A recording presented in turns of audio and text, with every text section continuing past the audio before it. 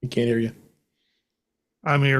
Now he hears you. Hey, I feel bad because I got one of those mugs, but they don't keep things cool like one of these double walled tumblers, and I don't drink hot. I drink cool. Here, let's all do it at once here. Ready? Well, next week I'll have to get you a double wall tumbler with the logo on it. That was not a request, Marty. Thank you. I still have half a box of you're right. swag down here to get rid of. I got this Yeti. I've got Here, I got something that you need to see. This never leaves this office for good reason. Wow. Oh, look at that. Ooh. Ooh. Where'd you It get was that? Infinite Loop when they had the gift store Wow. there. And they had no t-shirts my size, of course, but they had that. So I got that. And Kelly gave me one of her old ones that has the blue little foam around it. I don't know what they did with it. Okay, so let's pop the chat out. Oh, let me check. Chat is out. You're live. Yep. And the link should be there so you can see it. Oh, yep. You good? Mr. Webb Bixby has arrived. Long time no see. Hanging my head in terrible shame. Why Why is that? Yeah, why? I frankly, I didn't think you'd be here this week. I thought she would be in Davos. Well, the jet broke down. What can I say? Oh, Can't trust anything these days. Yeah. Those damn French, Yeah. It's a French airplane. So so what? You have to fly commercial? watch your mouth. Worse, he had to write. He Next had thing to you want to fly say? Spirit. Yes. Oh, He yeah. didn't even fly We'll commercial. throw you on Spirit Airlines. There you go. You know, I rewatched Hijack. Your lights are going goofy. I rewatched Hijack this weekend, because Hijack season 2 started, Mm-hmm. and man, some people really like it, and a few people are like, meh. Well, I just finished watching Pluribus, and it's pretty awesome. Dave, you can see my link in the chat, right? Oh yeah, I saw. Okay. Pluribus. Yeah, I thought so. I haven't given up on Pluribus, but I haven't gotten into it yet. You gotta get past the first episode. I was kind of meh, and then as I kept going, it was like, oh, this is getting a little more interesting. It is well worth it, Webb. Trust me. It is. Yeah. I couldn't quite understand why everybody was so energized over it in the first episode and a half, and then it's just it became really good. It picked up and like, whoa. Yeah. I couldn't stop. I like it better than Severance. Hey, Barry. Yeah. I'm in the process of almost finished with Down Cemetery Road, which right now I'm going to give it like an A-.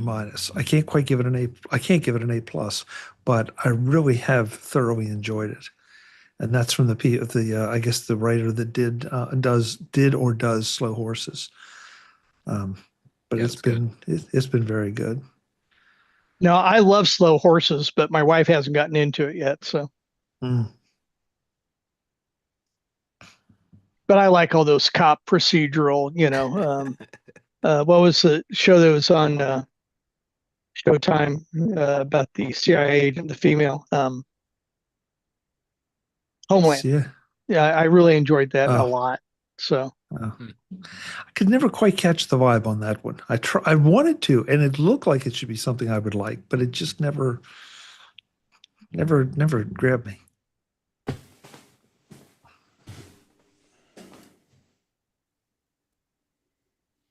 Oh, Eric, by the way, good to see you. Thanks. I just put 2 and 2 together. So Yeah. Barry says he watches Slow Horses by himself. Well, that's okay. No Jeff tonight? And I didn't hear from Jeff. Oh, he'll be here. Barry, I'm finding more and more things I have to watch by myself because my wife's and I's tastes have completely diverged. There's no crossing point. Hello, Jim. Mm. Oh. Hello, Mr. Divergence.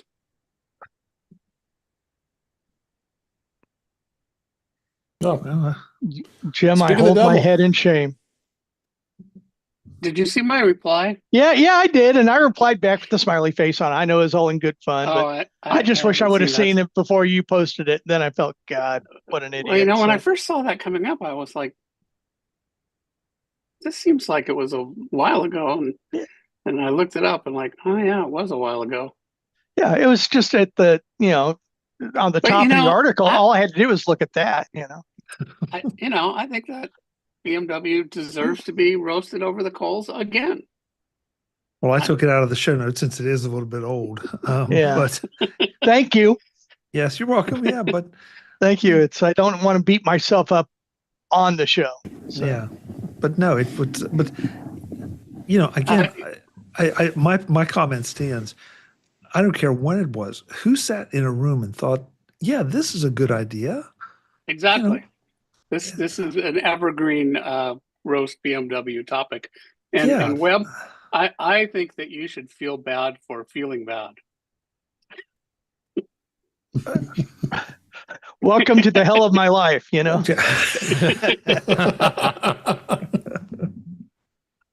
Mr. Gamut. Hey. Jeff, you can feel bad for me too. I do. I feel Yeah, really thank you. sad. But I also appreciate you calling out BMW for being buttheads. Mm-hmm. See, this is what happens when you give C-suite people access to Excel.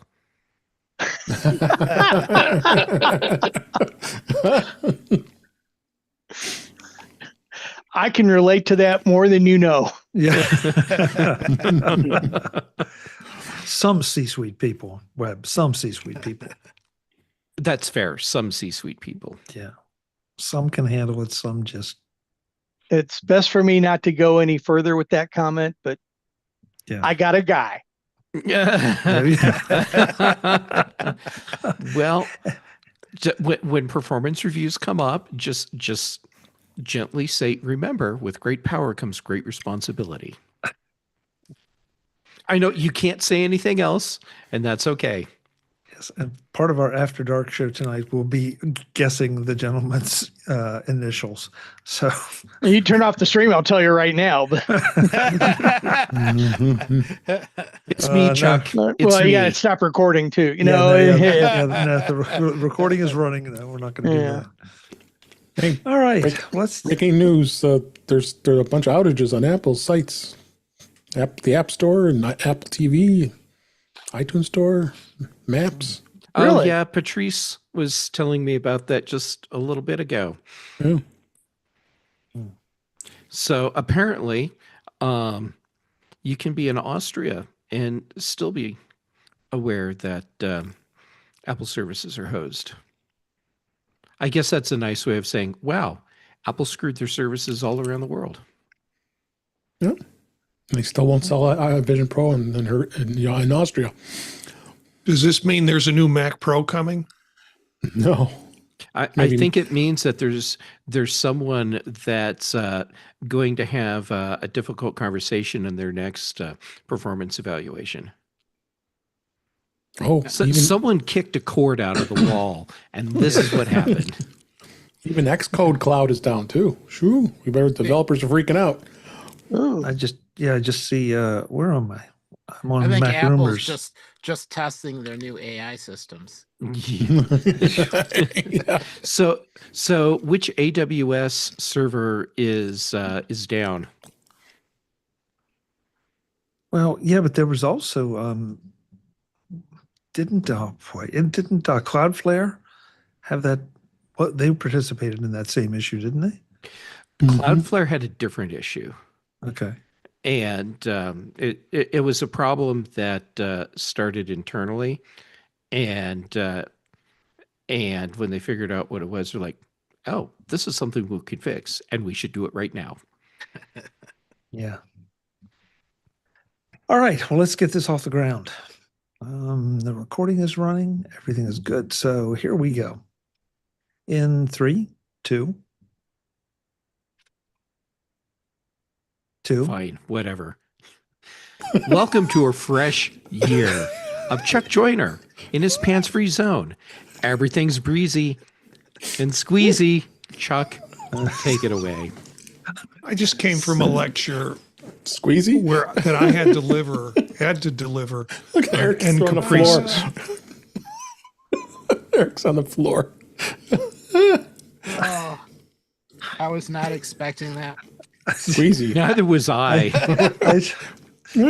Part of it, yes. A large part of it, no. Squeezy? No. Oh, no.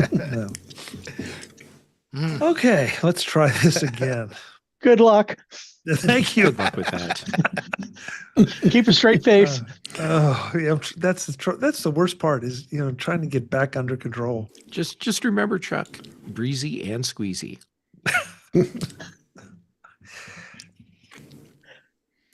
Yeah, go ahead. Start the show now, pal. Okay, here we go.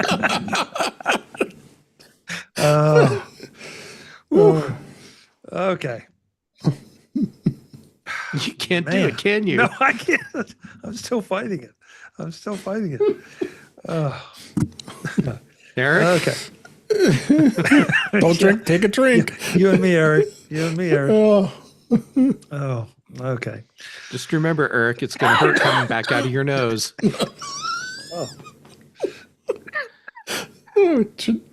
we love you, Jeff. I still don't get why Chuck lets me in on this. I'm not sure myself at times. Oh, thanks. Thanks, Barry. That's nice in the chat room. He's giving me a clapboard. Action. Thanks. Wow. All right. Got this, Chuck. I believe it. I got this. We got it now. All right. 3, 2. Welcome to MacVoices. This is the talk of the Apple community, and I'm Chuck Joyner. Folks, this is MacVoices Live. It's Tuesday night, 8 p.m. Eastern, at least where I am, and it's 8 p.m. with time adjustments wherever everybody else is. We are here every Tuesday night at 8 p.m. Eastern, and we have a lot of fun. We're glad you're here tonight. If you are here, and if you're watching this later, you should be here the next Tuesday that comes up on the calendar. And for everyone out there, we just got some breaking news just as we were starting the show that there is an Apple outage. So if your Apple TV is down, hopefully you found us instead. And boy, are you going to be in for a shock.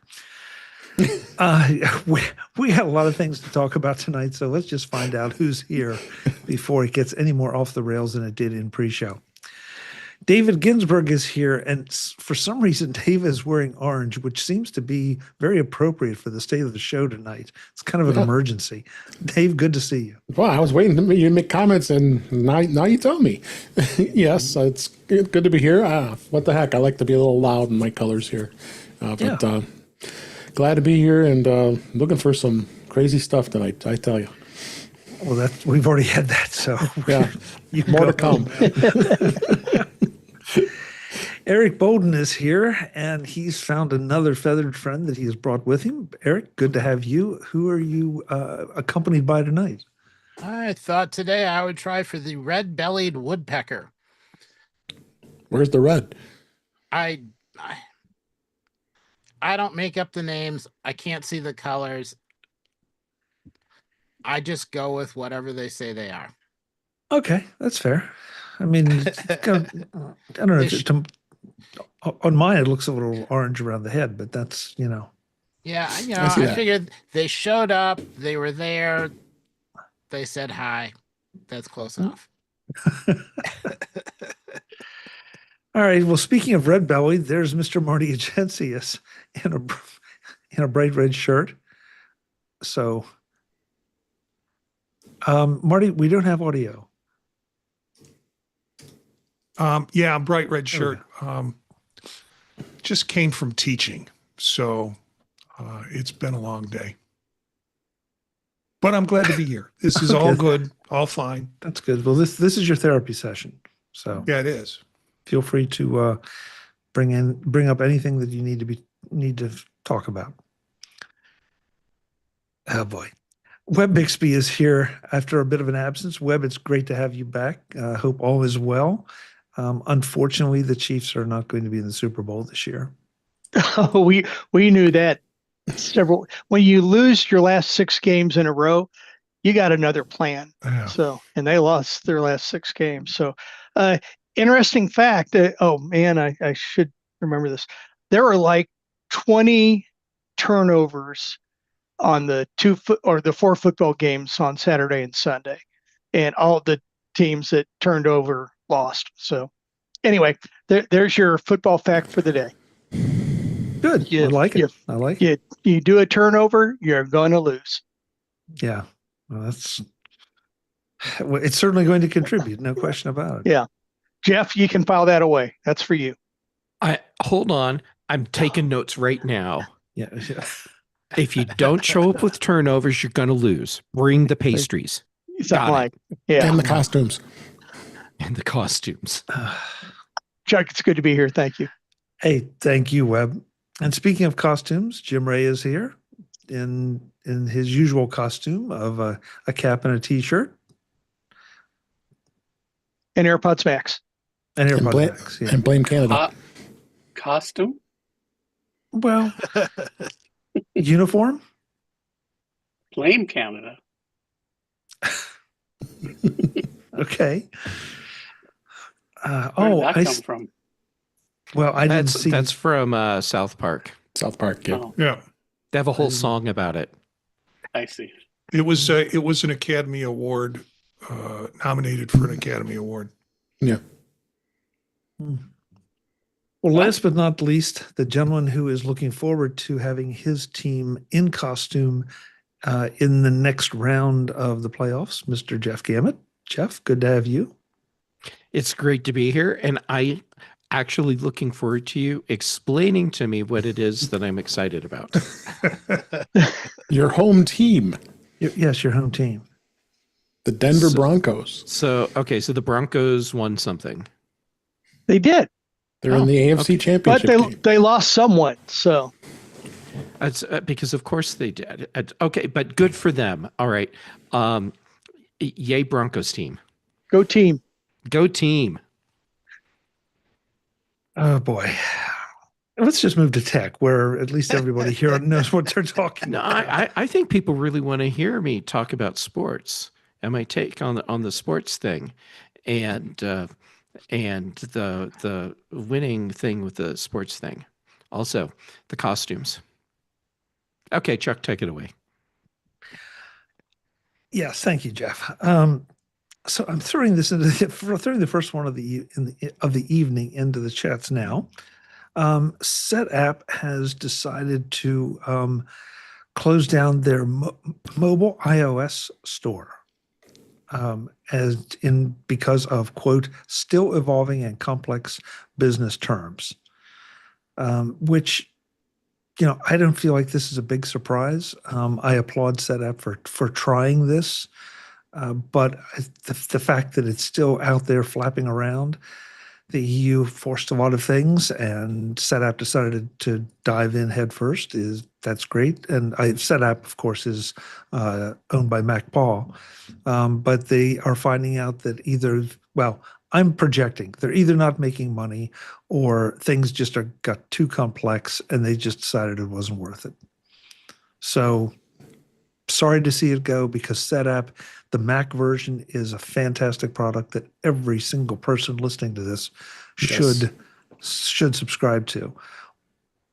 But, the iOS thing just didn't work out. Was anybody here a subscriber? Yes. Oh, yeah. Okay. I thought that was Europe only. Europe only. It is affecting Europe only. They do offer iOS apps in the SetApp store. that work in conjunction with your Mac or with the App Store, where you could download it and then you just connect it to SetApp and you can have a licensed version without having to pay for it because it's already part of the. But this was the European Union where they were trying to explore into the alternate App Store that they could jump on into, and then they're finding it's very difficult because of all the terms you have to follow with that. So, Jeff? Oh, Jeff, go you ahead. just asking if any of us were set up subscribers in general, or no, I meant for the iOS version, Jim. but that's in the US. That's not a separate thing, is it? Isn't that just come No. with? Right. Yeah. It's an add-on in the US. It's an add-on, but it doesn't. Right. It doesn't come with it. You have to buy it with the subscription. Oh, it's Yeah. more money. Okay. Yeah. I guess Yeah. I Yeah. missed that. Jeff? Okay. My hypothesis goes beyond it's complicated and all the stuff you've already said. I think the bigger problem is that people typically don't go to third-party app stores for their mobile device. iPhone users, they use the App Store. If you're using a Google phone, you're on Google Play. If you're using a Samsung phone, you're probably on the Samsung App Store.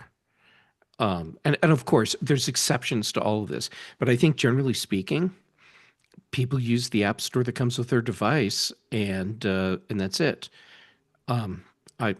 I after seeing what MacPaw announced, I'm feeling more and more like the push for the third-party app stores really isn't a customer-based thing. This is coming from the other big players in the game that they want to be able to do their own app store stuff, and from governments. I think end users, they go path of least resistance, and that's good enough for them. Jeff, I have to agree with you so much, and the more I've thought about this, the more it feels like, and I'll put something in the chat in a minute, but the more it feels like this is an echo chamber kind of thing or a legislative kind of thing. That it was Apple, the developers, and the legislators, and the customers just went, eh. Yeah, there you go. So I don't know. I'm going to save that other piece until later, until I can find it properly. But yeah, MacPaw is an amazing organization. I just saw them at CES. The interview has yet to be published, but it will come because they're doing so many great things. Clean My Mac is outstanding. And it's one of those companies that, yes, they have sponsored the show, but that's not why I'm talking about them. They've been around the Mac community a long time. And they're one of those companies that you almost can't help but have gotten to know for one product or the other. Anybody else with anything before we move on? I've been a setup subscriber really probably since it started.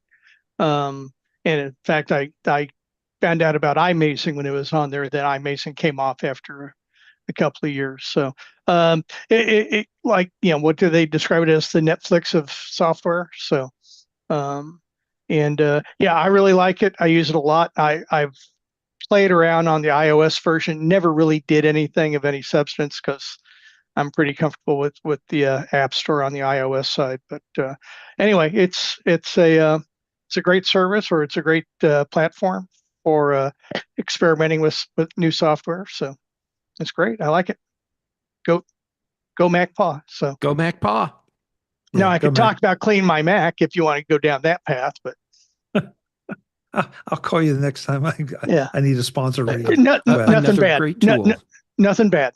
Oh no, So, no, yeah, absolutely not. No. I mean, I could say a lot of things about what's great about it, but then we're way off track. So yep. Yeah. The next thing, let's see. Yeah, another third-party service that we're very familiar with, is Spotify, and they are raising their rates Again. and again. And of course, customers are not happy about it. Apparently, the investors are, because the stock had a little bit of a bump when they did it. Uh, I just, I just wonder how long. Are they testing the waters just to see how far they can go before they really screw up? And if they do screw up by raising it too much, will they get the subscribe? Excuse me, the subscribers back? And I know I've asked this before whenever a Spotify story comes up, but who here is a Spotify subscriber? Anybody? Marty. Yep.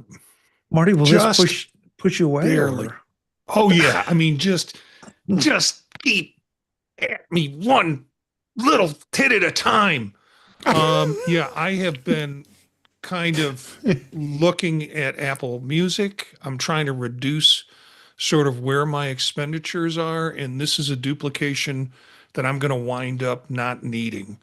So I'm looking at my playlists on Spotify, trying to aggregate them and make them as functional as I can on Apple Music, and then I'm going to say goodbye to Spotify.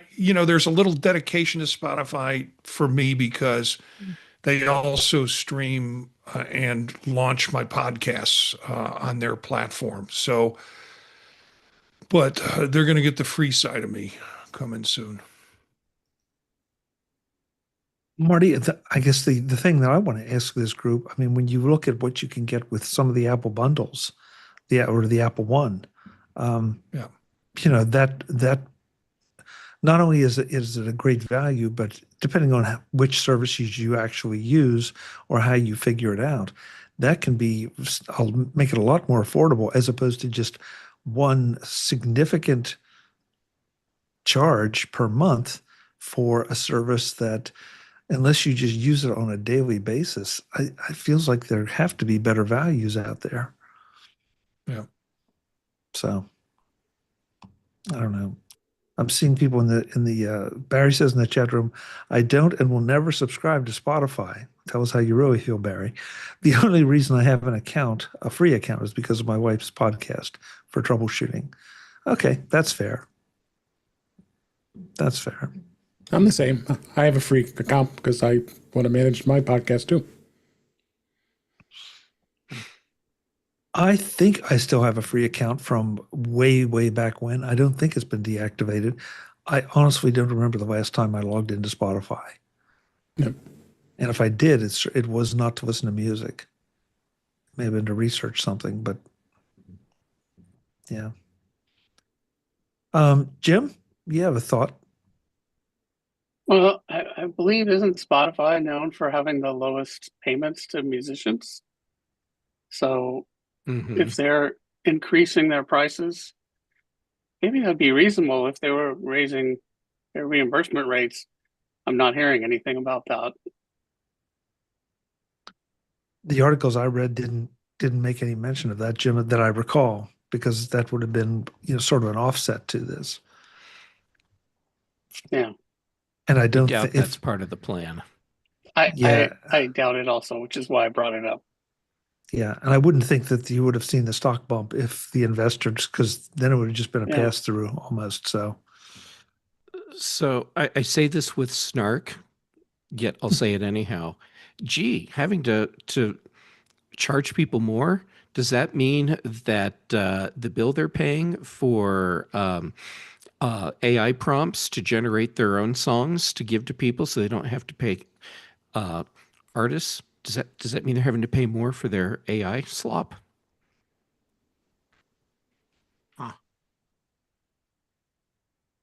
I have no idea, Jeff. I have no idea. Yeah, and I'm not implying that that's why they're raising the rates. I'm just tossing that out there. So let me ask you this, and maybe I've missed it, but it seems like that, and maybe I'm being biased, so I'll say that up front, but it seems like the majority of the AI slop in music news that I've seen publicized has been from Spotify. I don't remember seeing any of that on, or much if any of that on Apple Music. The Well, publicity part. I mean, I can't speak to, I haven't gone looking for it, but um, are they just better gatekeepers? I don't know. I do know Spotify is uh, generating a lot of their own music, so that when you want to listen to a specific genre or whatever it is you're listening to, instead of injecting music from actual human artists, um, or I guess legit artists, they're injecting a lot of their own content that's been crafted to sound like the genre you want, and presumably, at least some of that is AI generated. Um, but the point is, they're diluting the streams with their own content, so they're paying less, even less, to artists. Jeff, I give you credit. I never thought about it exactly that way, as a way to pay less to artists because somebody's listening to something else that they don't have to pay for. Huh. Kind of Interesting. insidious. Yeah, and that assumes that that's what's happening here.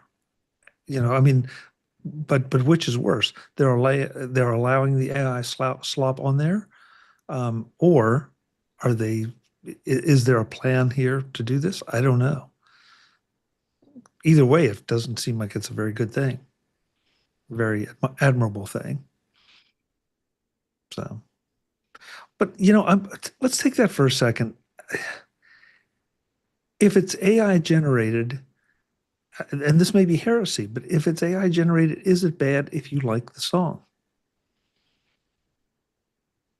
That's a question a lot of people are debating. It's like, if you see a graphic that's been created that's AI and you really like it, is that a problem?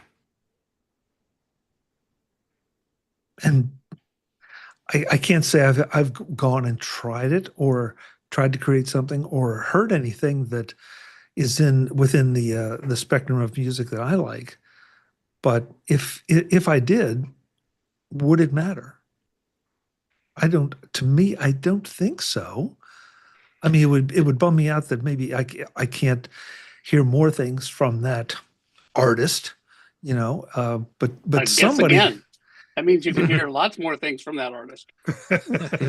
Well, Jim, that's the point. But somewhere somebody had to, input a prompt of some kind to get it to generate a piece of, let's just say, the music in question. Mm-hmm. So There's some music I discovered on YouTube that I like, and I've actually been listening to it quite a bit. And I am not sure what it is. Doesn't say it's AI, but I'm suspicious. But like I say, I've been listening to it quite a bit, and it's like, I don't know, should I feel bad about this? And if it is, dang, I'm pretty amazed that AI can do that. So it may not be. I don't know. It's for me, it's an issue of, is it preventing a new artist from being discovered and listened to because it was easier to put out the AI produced music? And is the AI produced music new? Or is it just, some mathematical repetition of something that already happened? So are we missing out on some new trend that hasn't happened yet? okay, Marty, I'm curious about your reaction to this conversation, especially since you've been one of the advocates for AI, at least here on the panel. Yeah, whatever trips your trigger. if something is that is AI generated that Jim likes, I mean, also you can think of some of the channels that they have on Apple Music. So there's like a chill channel, and there's a whole, and some of that is, some of that is then attributed to artists when things get played, but there's nothing saying that the artist is not digitally constructing that content. And that's what AI is doing, digitally constructing content. So I, whatever pleases your ear, I don't think people go and think, oh, this must be good because it's coming from Bruce Springsteen, versus this is pleasing to my ear. Now, who is that? Or what is that that's creating it? Jeff? Oh, you want my hot take? Yeah, I want your hot take. Okay. AI generated music and AI generated graphics, images, not art. I firmly believe that for something to really be art, you have to have a human that, or an organic being, because I've seen some cool art that comes from cats and raccoons and dolphins. So let's say an organic thinking being creating whatever that is. That doesn't mean, though, that you can't enjoy what you're seeing or hearing that's been created artificially, and it doesn't mean that that people are always better at creating something. There's a lot of humans out there that are cranking out some pretty crappy stuff. But the bottom line is AI, not art, for me. Okay, so how can you justify saying humans, cats, or whatever are, you would consider that art, but and I know I'm going to get in trouble but they're not cognitive. They're not doing it intentionally,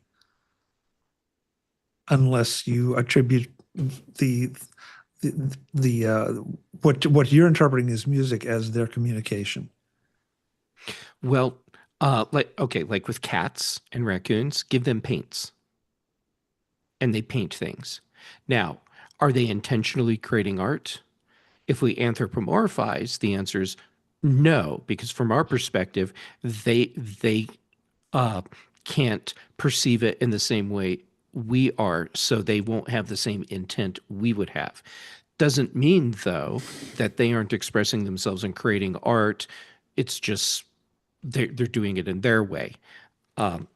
Whereas if you have a server computer somewhere that's generating what it is that you're hearing or seeing, that that intent that you spoke of, that's not there, because that's, and I'm using this term in a general sense, that's a human thing.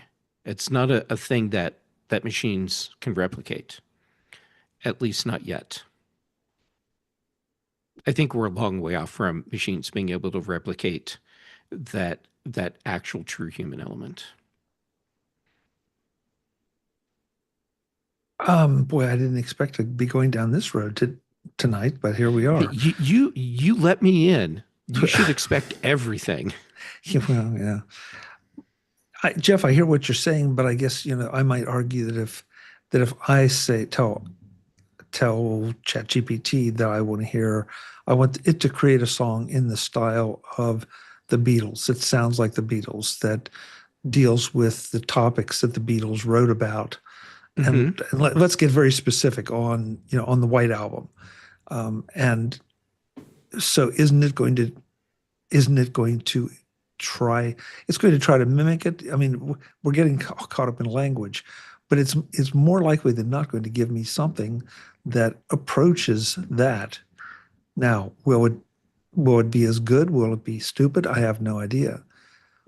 But well, will it be as good, or will it be stupid? That's a different thing. I meant lyrically stupid, but Yeah, but Yeah. I mean, the point being, is it good? Is it as good as the Beatles? That's a different question. Um, the the point for me is that it wasn't a human that created it. Sure, you gave a prompt to the system, whatever that platform is, and then it generated the thing you wanted. But that still wasn't a human creating it. That was algorithms putting together information from things that people actually created. So but not art. take away the part about people creating it. Isn't that the same thing that Webb would do if we told him to compose something in the style of the Beatles? He would go back, listen to it, interpret it, and then try to deliver. That's a different thing. So if you Why? have a computer do that, okay. A problem that that I see cropping up a lot, and we get into a big philosophical discussion with it too. A computer is not a human brain. A computer does not work the same way as a human brain does. A computer cannot process things the way a human brain does, nor can it perceive things the way a human does. So when it creates something, it is not creating something as a human. Okay. It can still create something that mimics a Beatles song. It can do things. Okay, so like Marty, he is a genius with manipulating LLM systems and generating content. And like I distinctly remember, and somewhere in my hard drive, Marty, I still have the graphic that I offhanded said, "Hey, make me a cat with fireworks over San Francisco." And within a minute, you sent me a graphic. And it was like, holy crap, whatever you prompted, it worked and it was great. It doesn't mean the computer made art. What it means is that Marty is really fracking good at giving instructions to a machine to generate a piece of content that he requested. And that is a talent right there. But it doesn't mean the computer created art. I have an idea we're going to be revisiting this a lot as we move forward because You the think? AI, the quote unquote AI slop thing is not going away. And this is only going to become more intense as things get better. And think about how good some of the deep fakes have gotten just in the last 6 months. I mean, I was looking at a couple of things that were posted to X this week, and they're obviously not accurate, and they're obviously not true. But darn, they looked pretty darn good. If they hadn't been so outrageous, you could have bought into it. Sure. So Chuck, the big takeaway here is computers don't make art. But if you want a piece of content that looks the way you really, really want it to, ask Marty to do it for you because he's the master. But it won't And then be I'll art, sign Marty. it Jeff Gammett. Yeah. Right? You know, I should just email you a graphic of my signature so you can just put it on everything. We're going to get rich, Marty. We'll be the Spotify of art. Did you know, I can't believe this, but did you know that Wikipedia turned 25 last week? I gave him a donation. Good for you, Me Webb. too. Yeah. I did Good too. for I you. was Awesome. I was going to say every couple of months I drop a donation in there just because I feel like I have an experience with them, that I've used them, gotten some really good information, and I need to support it in some way. So, Marty, I wish Brian were here too, because I know we've talked about this before, but 25 years later, is Wikipedia a decent source, a respected source of information? it's a useful source of information, but and I'm looking to you specifically in an academic environment. Do you feel like it is a source that can be relied on? You're putting a big target on my back with that one, Chuck, when you say in an academic situation. Generally, we just need information. And in most cases, it's good. In many cases, it's been vetted. At one point, I volunteered to be, to kind of vet the pages that have to do with counseling, and they had somebody else doing that. But yeah, I mean, it's if I want to know what year this movie was made, I put the movie in, I get a Wikipedia response. I'm pretty sure that's when the movie was made. If I want to know specifics about history or some more complicated question than that, I'm going to read that pretty seriously and then check sources and do some other things. Do I want students to be using it as a source information? I'm mixed on that because academics generally have a big blowback on anything that's new or anything that's not done the way they learned to do things 30 years ago, which makes absolutely no sense in contemporary systems. That somehow the 30 years ago was better and actually relevant to what's going on today. So yeah, I get information from it on things, and sometimes I feel like kicking back a little money. So I applaud you for saying that you have mixed feelings about it. That it's not just a knee-jerk yes or no. But I have to say that the things that I've gone to Wikipedia and looked up are, I think there's a higher percentage of accuracy than some of the things I've looked up using ChatGPT. And so I feel pretty good about it. And I remember hearing a number of interviews with Guy Kawasaki when he sat on the Wikipedia Board of Trustees, and how intensely things are scrutinized by the Wikipedians, and how I mean, they come down on anybody that posts anything wrong, and if it's wrong, it's not there very long at all because they are so intent. Can they keep that up at scale? Can they keep that up at scale without using AI to do so? I don't know, because every movie I look up, every band I look up, every popular culture kind of thing seems to have a page. And how long can that keep going with just human intervention? Yeah. I don't know. Jeff. Oh, okay. My next hot take. Schools that are doing like Marty talked about, or teachers that are doing like Marty talked about, where they're resistant to students using resources like Wikipedia, I think they would be better served teaching students how to responsibly use tools like Wikipedia, because you're not going to be able to keep people from using these. So they need to know how to use them in a way that's beneficial, and which also includes how do you get a piece of information and then vet that information to have a much higher likelihood of proving that it's correct or not. Sounds suspiciously like your position and the position of a lot of other members on this panel about AI and large language models.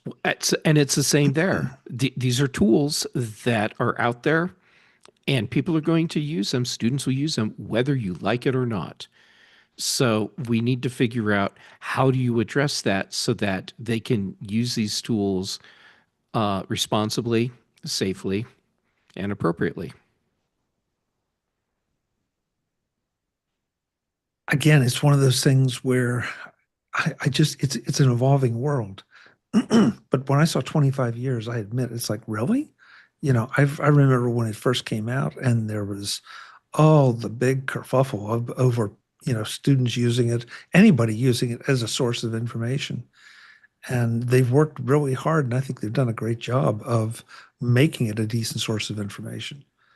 But like Mhm. everything else, you got to fact check it. Shoot, I don't necessarily trust NBC News to give me, or CNN or ABC News or Fox or anybody else to give me the straight story on much of anything anymore. I've become so much of a pessimist because everybody seems to have or want to take an angle on things.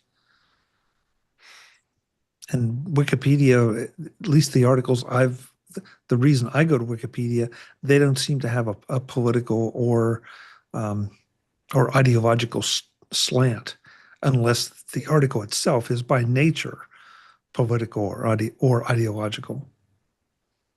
Yeah, but even then, they still try to present it in a factual way as opposed to opinionated. Yes. Eric, you're doing a lot of nodding up there in the corner of my screen. You want to get in on this? Kind of. Um, the thing I guess I like most about Wikipedia is there are a lot of authors of articles that aren't coming from giant companies or corporations.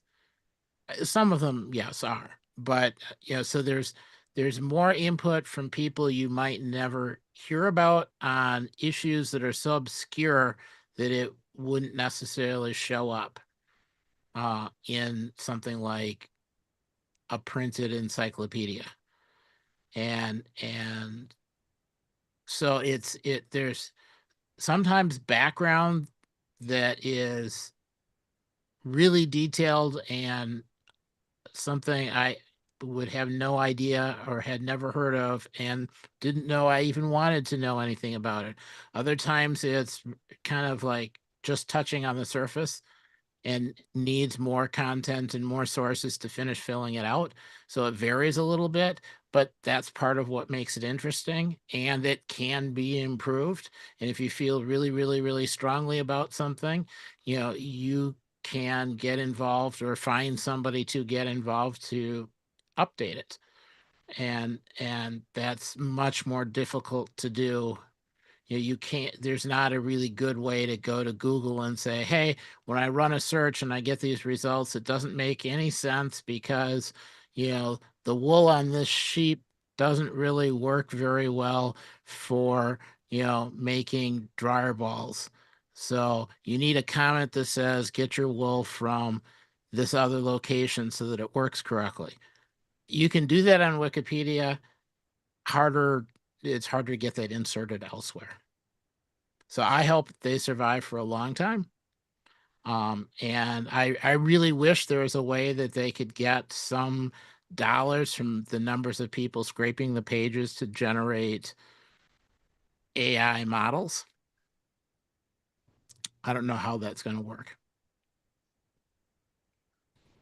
Eric, you bring up I think one of the best things though about Wikipedia is, and I'm sorry, I forget which word you used, but obscure things, very niche things that if you want to know about them, you really want to know about them, but they're never going to make the news. They're never going to make the big news sites. They're probably not going to make much of anything except maybe an individual blog or Facebook or YouTube or Instagram.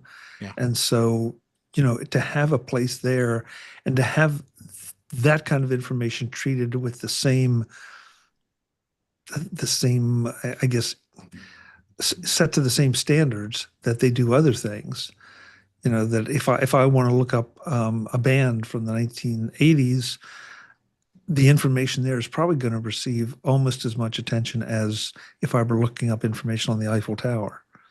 So it's a really interesting point. Marty, you just shared with our group, and I don't have a way to share it with the larger audience, but your AI syllabus or AI policy, AI syllabus statement. Yeah. Can you just condense it a little bit and give us an idea of what's in there? Yeah.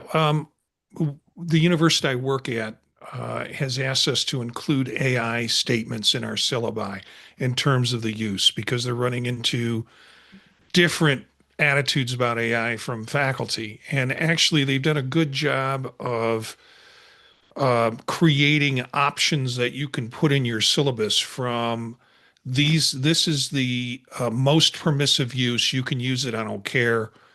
To, if you're going to use it, then you need to cite it. To, if you're going to use it, then you need to cite it. And you also need to talk about what portions you used, what kind of statements you did. And then even further down the list of possibilities, you can't use it at all. And there are a lot of faculty who are just saying, no, we're just going to try and keep that barn door closed. You can't use it at all.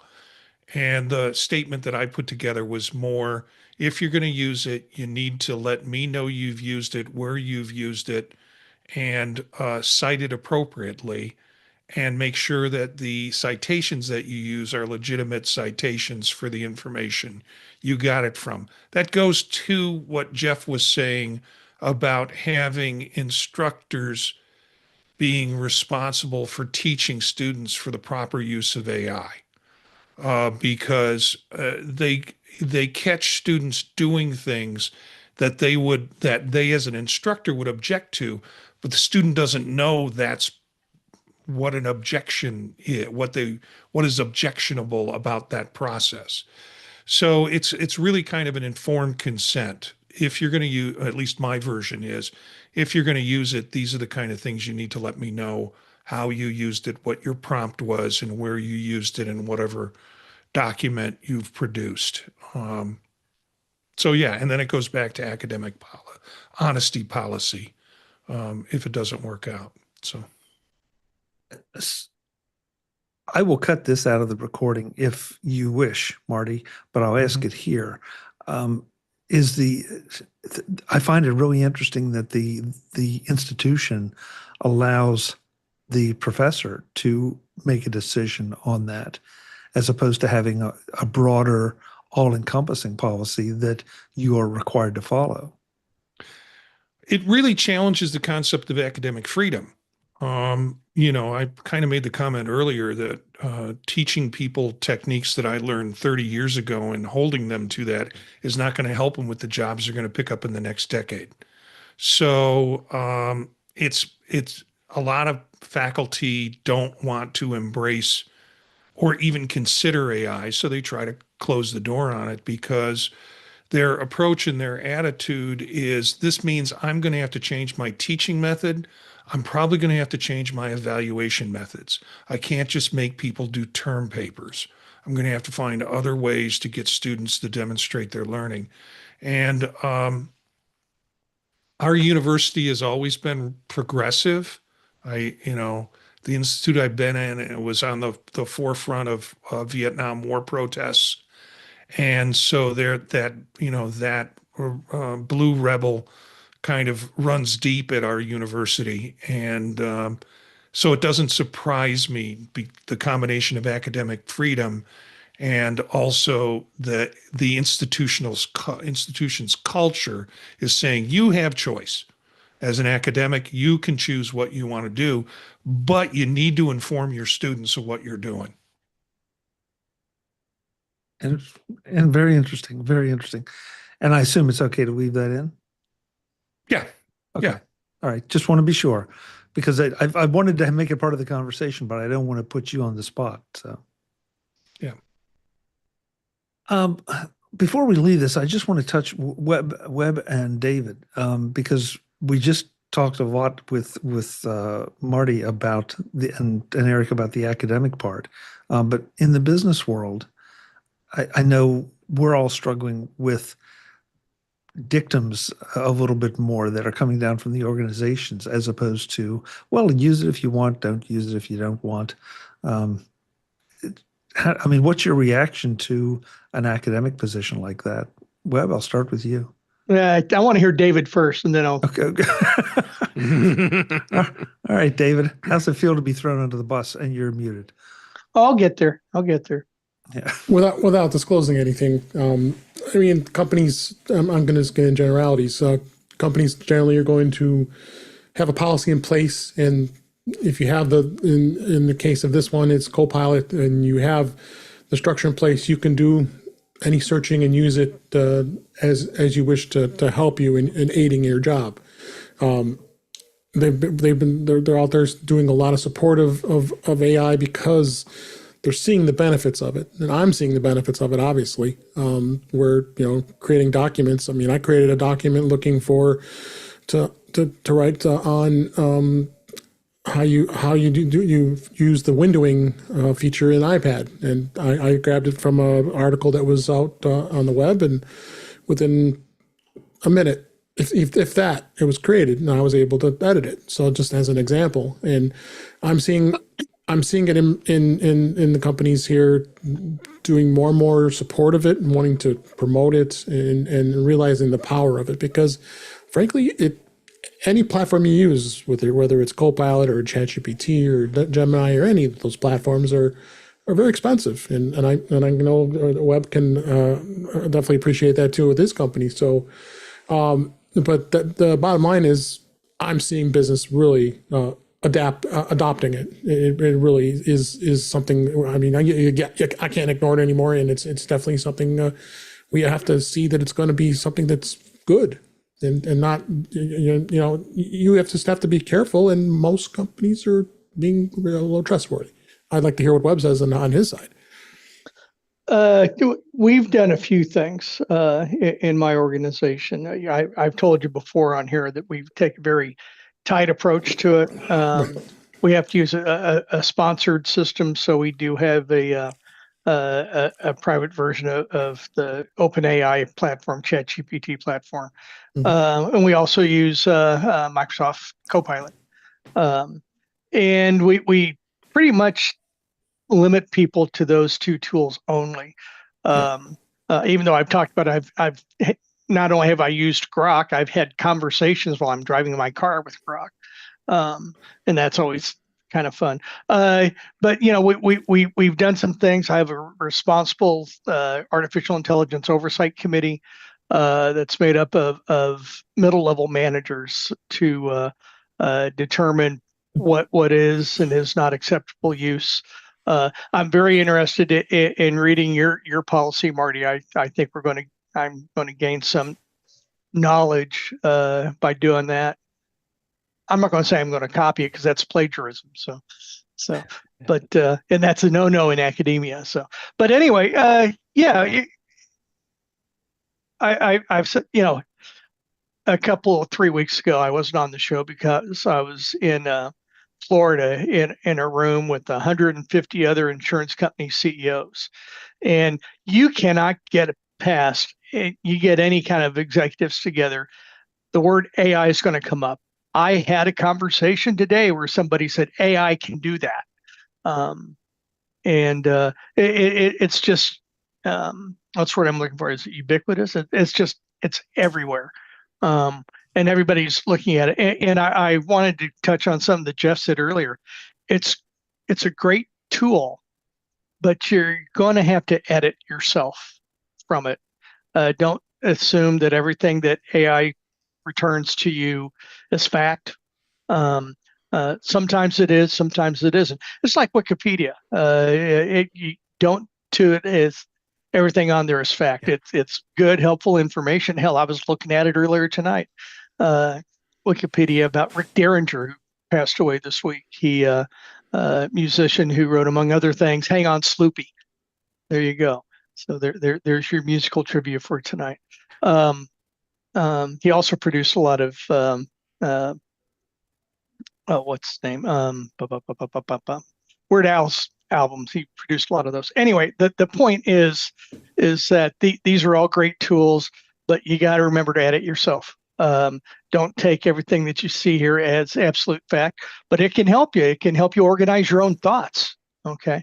And that's where I think it really helps a lot. The problem gets to be when it you take it as being 100% accurate, which it is not. It's not bad, but anyway, there's my thing. Go ahead. I'll also add in the Copilot. There's a web version, and then there's a work version. I don't know if you guys got it set up that way. We do. Yeah, we do. Okay. Yeah. So that's the one great thing. I have not seen it in any of the other AI platforms, and I don't know if ChatGPT, you could probably speak to that. If there's a web version and a work version. But the good thing about the work version is, I mean, it's scanning my Outlook files, it's scanning my documents on my computer, wherever I have stored in OneDrive. So I can get a really comprehensive, like I did this or this or this, and I can really get it down to some pretty amazing data that I want to be able to review. And there in itself is the benefit, because believe me, employees are spending tons of time on looking for things. And the old days was you sat there and searched through your Outlook because you save all your emails. And going even older days is having those wonderful PST files in Outlook, trying to maintain that when you have 10 gigabytes worth of data, which is but thank God that's gone, but everything's on the cloud. But yeah, that's what I wanted to add. Go ahead, Webb. Oh, I was just going to say a counter to AI was that one of my business units, and the guy who was heading that business unit was saying that how great AI was because it reduced something that took him a long period of time to do. You know, it took him all day, and he could do it now in 20 minutes. And so then I looked at him and said, so that means you're doing 5 times more than you used to do because you're getting more efficient? And he has a job that's very easily measured. And the answer to that was no. He was having more time, but he wasn't doing it as productivity. So anyway. Webb, you just hit on something that I've seen cropping up a lot recently, and it's studies into how productive people actually are when they're incorporating these AI tools into their jobs.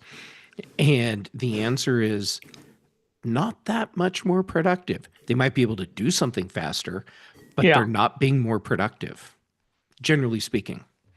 Why is that? A lot of it has to do with the way the businesses are set up and the things that people do. In some cases, it'll be, I do my thing, and now I can't do my next thing until this other thing is done by someone else. And in other cases, it's because the way people work at their jobs, they finish their tasks, and then there's just nothing else for them to do.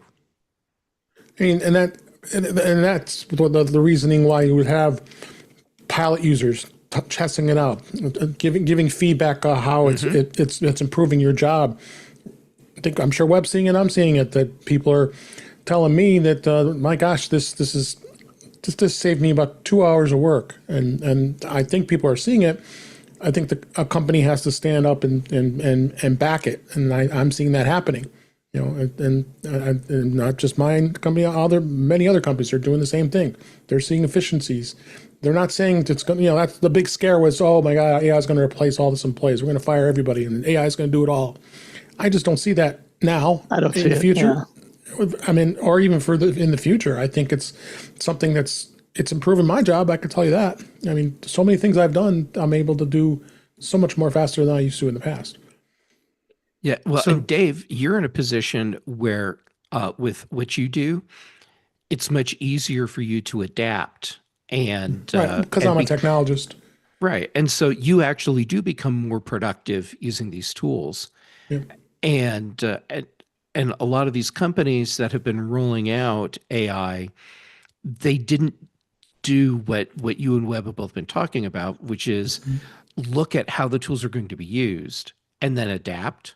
Right. So you end up with these big gaps where someone does something faster doesn't mean they're more productive. So, Webb, 2 things. First of all, after your employee took his foot out of his mouth, did he try to explain away anything, or? No. It's you know, when the CO asks that kind of question, it's best to stay silent. Yeah. When you find yourself in a hole, quit digging. Yeah. You know. Yeah. Second thing, and I like the guy, and don't get me wrong, he wasn't ridiculed or anything, but yeah, there's a time to speak and there's a time to speak privately. So sure.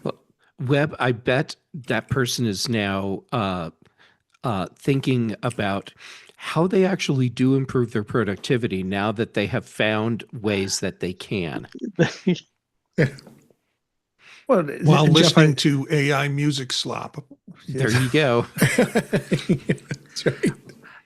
But I or think this is, looking up Rick Derringer and what he was famous for. So yeah, and I did not know Rick Derringer had passed away. Thank you. That's a loss. yeah, I still listen to his live album, and I know that he had a very broad career. I don't think I knew he produced Weird Al. That was very interesting. yeah. But he in the latter part of his career, I think he switched over to more of a jazz thing. Yeah, So, he got into the Christian rock thing too for a while with his family. So yeah, I didn't know it's that. fine. It's fine. Yeah. Very talented. Very, very Rock and talented. roll hoochie coo. There's another one Yep. that he wrote. Yep. I feel like these conversations are good because we're all seeing the impact of AI around us. And maybe we need to evaluate, not just how we can do it, use it and do things faster, better, bigger with it, but also what that means for our overall productivity and our value to our employers. So, it's not the first time it's not the first time it's come up. It's not going to be the last, but it is moving fast, no question. I can't believe we've spent a lot of time on just a couple stories here tonight, but there are some I definitely want to get to. It's a good conversation. Yeah, it is. It absolutely is. This one though this has the potential to generate more. OpenAI is launching a cheaper ChatGPT subscription, and ads are coming soon. Is anybody surprised by this? And No. I put this in our Slack this week when this issue came up. I personally am fine with this because a cheaper subscription lets more people have access to it, and it's going to be paid for with ads. And if I want to pony up the money, which I have up to this point, and have an ad-free experience, that's my choice. I just sincerely hope they don't try to mix the two, because that's where you feel like you're being stolen from. Yeah. Mm-hmm. So. Have they clarified that? Like ads only in free, or are there tiers in the paid plans where you still get ads? The $8 tier, I think, still has plans. The $8 tier is for those folks who on the free tier use it a few times and then they run out of questions that they can ask. They run out of tokens or whatever you want to call it. The $8 tier increases the amount of information they can ask of it, but that still includes ads from what I've seen. It's the $20 tier that has been the previous paid subscription that won't have ads with it. Right. It went from just $20 to $200 if you wanted the pro version a month. A little extreme for most people. But the Go plan is the one that's the $8 a month and has everything that's in free, and then just adds more access to their bigger models like GPT 5.2 and more uploads and more messages. So you still get you do get more image creation. So you got a lot more to work with, because if someone doesn't care about it that much, then that's fine. The free tier is fine, and you'll get what you get. And if it says you run out, you run out. But I just wouldn't want to do that, because just like Marty and many others and Chuck and others who have ChatGPT, I want that because I want to have the full tilt of it all. I have a Google Workspace account, and I keep forgetting Gemini has now been included in that plan. I'm not paying a lot for it because I use it for my podcast. I probably should start utilizing that a little more and get familiar with it. So, and that's really what I want to do. I haven't looked at the others like Grok and Claude and the others. Well, I'm going to avoid Grok, honestly. I'm sure all these AI programs are going to start doing this type of pricing at some point, I would bet.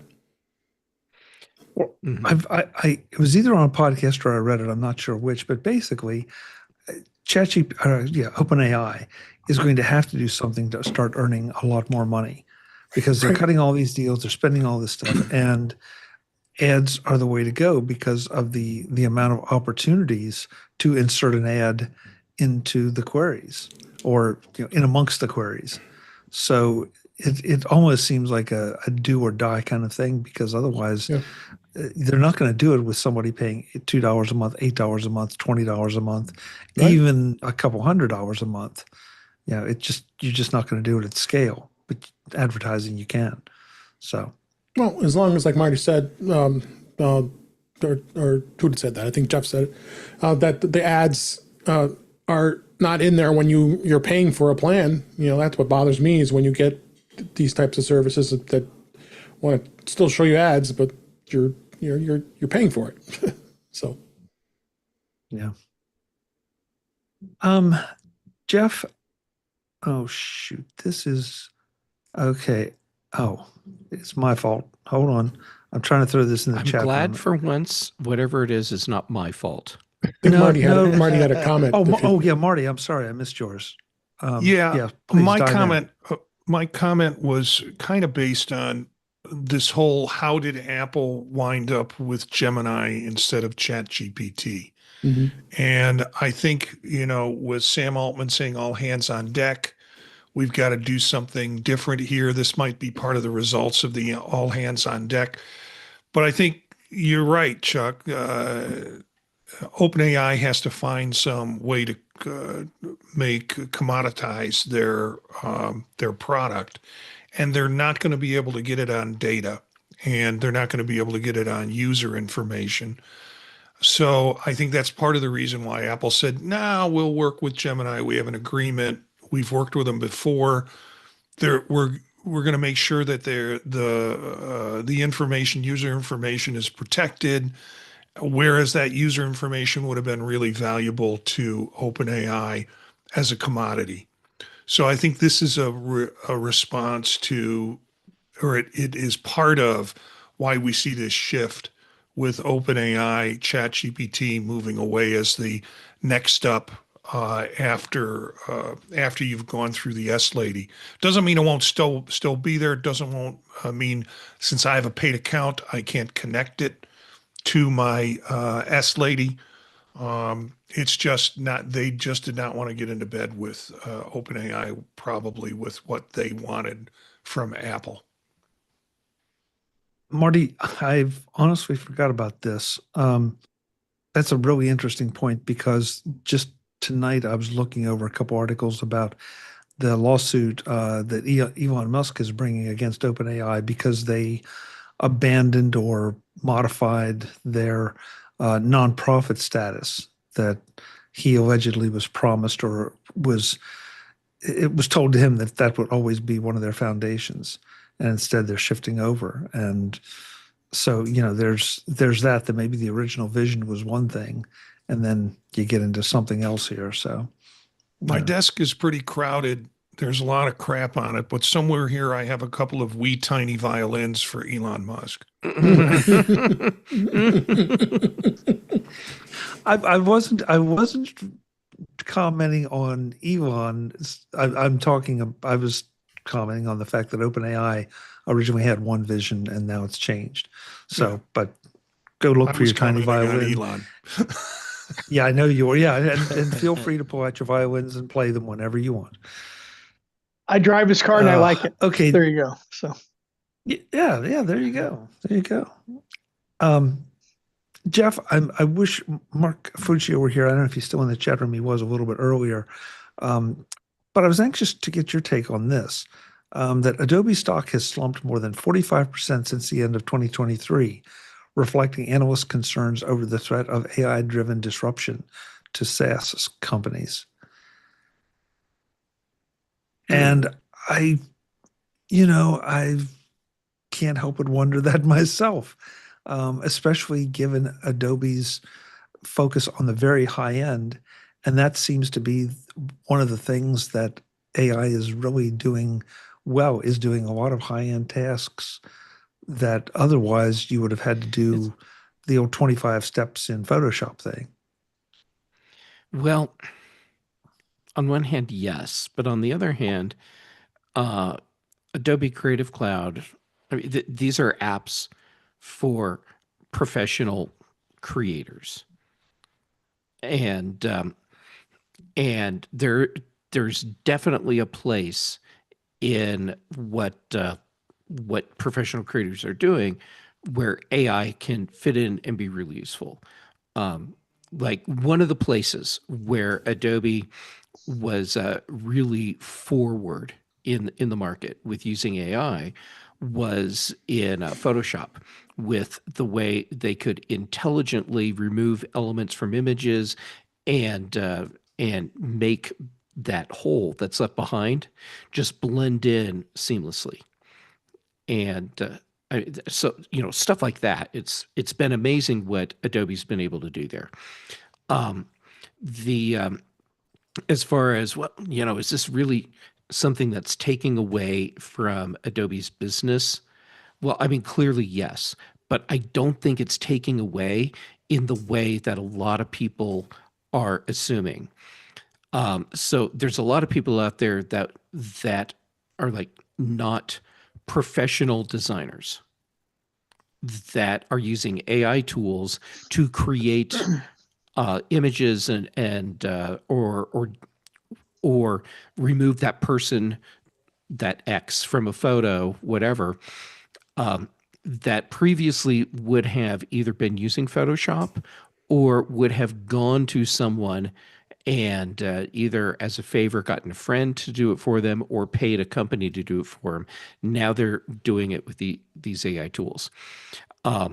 So the big setup for me to say, the big problem I'm seeing here is that Adobe is a very, very big iceberg in the design industry. And it takes a lot of energy to take that giant iceberg that's flowing in one direction and get it to pivot and move in the direction that that the market is expecting, and that I'm sure Adobe is trying to head towards as well. So I guess now it's like the race is on. Can Adobe get there before their efforts become irrelevant and they become a company that, I don't want to say like Quark, but sort of like Quark. So Quark, that used to be the name in desktop publishing, and they lost that to Adobe with InDesign. And but didn't they take it away with PageMaker? Yeah. Yes. Oh my God. Yes. Web. This is one of the reasons I love you. You just know this stuff. So yes. Okay. Since Web opened that door for me, we're running with it. Okay. So Sorry. yeah, Chuck, that's on you for letting both of us in. Okay. So what happened was we had the golden the golden triangle. It was PageMaker, PostScript, like the LaserWriter printer, and the Mac, and that opened up a whole new world for publishing and created that's where we get the term desktop publishing. And so PageMaker was the name. That was the only game in town. Then Quark comes along with Express. Mm-hmm. And Quark Express, turns out they were able to create this product. Tim Gill was a brilliant man, and they created Quark Express, and then that ended up eating PageMaker's lunch. And so Macromedia, because it was Aldous, then Macromedia, and this is my kind of inside baseball, people. So then Macromedia, they're like, you know what we need to do? We need to take PageMaker to a new level. And we need to make it the most modern and flexible page layout desktop publishing tool in the world. So they started working on that, and they made this framework where you had the core application, but the rest of it was modular. So you buy the elements you need to plug in and make your new version of PageMaker do what you need. That never came to market in that form because Adobe ended up buying them because they saw what this new PageMaker was going to be, and they're like, "That's it. That's what we need." And so that PageMaker became InDesign. So yes, in a convoluted sort of way, PageMaker ended up eating Quark's lunch. But Quark didn't go away because they had been working on their like large volume publishing platform that's used for magazines and newspapers. And so while InDesign grew and became that big platform for the general desktop publishing world, Quark, they had this other high-end space that they controlled. And Adobe to this day still has not been able to break through that. And so Quark, it's not a name that a lot of people think of anymore, but they still have a business that's doing well in the niche that it handles. And so maybe at some point down the road, we see Adobe, or at least parts of what Adobe does, end up going down the same path that Quark has gone down. But in the meantime, we have a market where everyone's so focused on here's what we're doing with AI right now. Look at what I can do. I don't need Photoshop anymore. I don't need Illustrator anymore. And holy crap, this is going to kill Adobe. They're going to be gone in a year. And how often have we heard people talk about Apple is irrelevant, they're going to be gone in a year, and look at where Apple is today. Adobe's not going anywhere, but boy, their stock isn't worth what it was last year. And they're under, Jeff, two things that, as you were talking about that, just came to mind. First of all, they're under attack from multiple sides because the general AI LLMs are out there attacking, and then you have things like Canva that are attacking. And so it really is interesting. But I guess I think about some of the things that I used to try to do or wanted to do with Photoshop. And now I could tell an LLM to do it. And I could tell it, okay, use Helvetica text and extrude it, 20% or to, X number of degrees of depth, and make it purple and wrap it in 3D polka dots. And it would do it. But what I would have had to, the knowledge I would have had to acquire to do it in Photoshop, and then pay for Photoshop, and then spend the time to actually do it, that's where I think that a lot of designers or people that do maybe more mundane design, they're not going to need Photoshop anymore. They're not going to need the Creative Cloud anymore. And you're right. And this is a place where I think Adobe's marketing has stumbled, because everything that you were describing, you were talking about the perfect marketing opportunity for Photoshop Elements.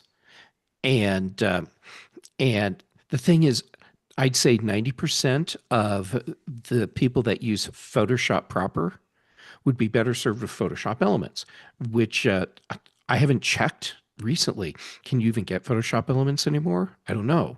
But it was a standalone product, perpetual license. You'd get it, and in many cases, it would do exactly what you said. It's like, I've got this image, here's what I want to happen to it. You click some buttons, and boom, it's done. And this predates the whole let's use generative AI to create all this content. And it was an amazing tool. And if you were smart enough to know where to look, you could even do the pro Photoshop things in Elements. You just had to know which menus to go look in and essentially unlock something just by knowing where it was. And the money, I think, for Adobe was, let's get everyone in Creative Cloud. But I think the price that they've paid for that is they could have really locked in a substantial number of users just with Photoshop Elements, and maintained those users even as we're getting into more AI use for creating content. Webb, you're a graphic designer. Yeah, that's right.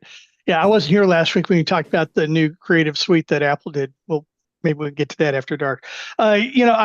Just a couple of things I wanted to point out. Like I said, a couple of weeks ago, I was in Boca Raton, Florida, the home of the IBM PC. Okay, that's where the team, that the engineering team, where they were stationed, where when they came up with the, with the MS-DOS and the whole bit. So, and the thing that brought, this is Webb's opinion, the thing that really brought the IBM PC into the corporate world as a serious player was when Lotus 123 came out. That's just kind of, other things happened, but that was the key event that really brought the PC, the IBM PC, into the corporate world.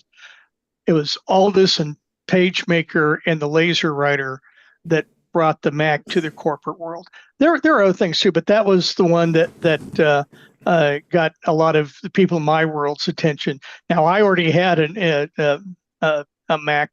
Well, if you remember, I said at one point I had a Lisa, but I had a Mac Plus, and I had the Laser Writer to go with it, and I was able to take my graphics team and my publication team and show them what I can do. And what do you think happened the following week? They got an Apple and they got a Laser Writer too, because it just really changed that deal. So the thing that bothers me about Adobe, and there are 10,000 stories in the city, and there are 10,000 stories within Adobe as an enterprise. But man, they own the market. And I think they got so set in their ways that they didn't evolve. And I mean, they could still own part of that whole graphics enterprise. And to a certain extent, they kind of do. But there are other options that we have. There are other less expensive options. And the whole Creative Cloud has caused some angst in my shop that we don't subscribe to it anymore. So anyway, I'll leave it at that. So it's just interesting how this world has changed. And like I said, there were some things that we said that they owned the enterprise, and and they lost it. Go ahead. Has anybody mentioned that PageMaker was not originally an Adobe product? They bought that from Aldous. Yes. Yeah. Yep. You missed that part because I was talking way too fast. Webb. Okay, so everything you were just saying, you started touching on a place where Adobe, I think, has had a lot of trouble getting the traction compared to other companies, and that's with the collaboration part. Yeah. And there are so many other tools out there that do the collaboration better than Adobe does. Now, Adobe is doing some really cool things in that space, but they haven't been able to get the traction that other companies have picked up. And to me, this is one of the reasons why Canva getting the Affinity apps and then bundling it together as a free package for people is such a big thing. It's not going to take down Adobe, but it's something that Adobe needs to be paying close attention to and figure out how to address, because it underscores the limitations that they have in collaboration. IBM is still in business, and I'm sure not like they were. Well, no, not like they were. That was my point. I don't think Adobe is still going to be around 40 years from now, probably. But are they still going to be will people be saying, oh yeah, not like they were? They've kind of become a legacy company that's resting on where they've been and milking everything they can get. They were like, yeah, okay, we're going to charge you $700 a year, and less and less people are going to be saying, oh yeah, great, that's awesome. It almost comes down to what do you have to have? What can you do without? What alternatives are there? And those three factors, the alternatives are growing by leaps and bounds. And so the question of, do I have to have it? Do I want it? Would it be nice to have? Sure. But do I have to have it? When I balance that out against a lot of other services, pieces of hardware, those kind of things. I think, if it's not your full-time living, Adobe's sort of like, if you're not doing this for a full-time living, we don't care about you. Well, it's getting to the point where a lot of that work is being done by people that aren't doing it for their full-time living. Right. Yep. Good point. Real good point. So Also, in the Barry in the chat, chat room says, "Oh, yeah, go ahead, Jeff. Yeah, I'll let you do it." oh, so I'm doing Chuck's job now. Okay, so Barry in the chat, thank you for the info on Photoshop Elements, and yes, it's still around. Shows you how often I look for that. But he also says, for this retired graphic designer, Affinity Studio and Canva and Apple's Creative Studio will be enough for me to unsubscribe from Adobe Creative Cloud. Barry, you're not alone. I think that there are a not insignificant number of part-time freelance graphic designers and even small graphic design shops that can now look at packages like what you just described as alternatives to Creative Cloud and save a ton of money, especially since you can export to Adobe compatible formats when everything has to go off to the printer. Well, I think Eric? that's another aspect, is how much stuff goes to a printer anymore. A lot. Yeah, but a lot of stuff doesn't. That's true. Print is not what it was 20 years ago. And most things are going towards the web or towards apps. And Adobe's expensive tool chain is very print oriented. Like, oh, you need these expensive tools so you can print on a 4-color press. But a lot of stuff, and it just isn't going to. I think it's kind of at a risk of sort of repeating myself in a different way. It's an awful lot like I remember in the 80s, people in the typesetting business thought, they were set for, another 25 years or whatever. And I'm like, you need to be looking for something else to do. And they're like, oh, no. This isn't going to be replaced. I think Adobe is kind of in that position. Well, I agree. And but also a lot of what Adobe has done over the years is focus on web, and not just Web Bixby, although taking in his considerations is vital. But like, remember when they bought the company Go Live for their Cyber Studio product, and then rebranded it as Go Live, and that was the most amazing early CSS website developing tool. When they did their Macromedia purchase, they got Dreamweaver, and they have incorporated things from those platforms that they purchased into their overall web strategy because they want to be able to do everything.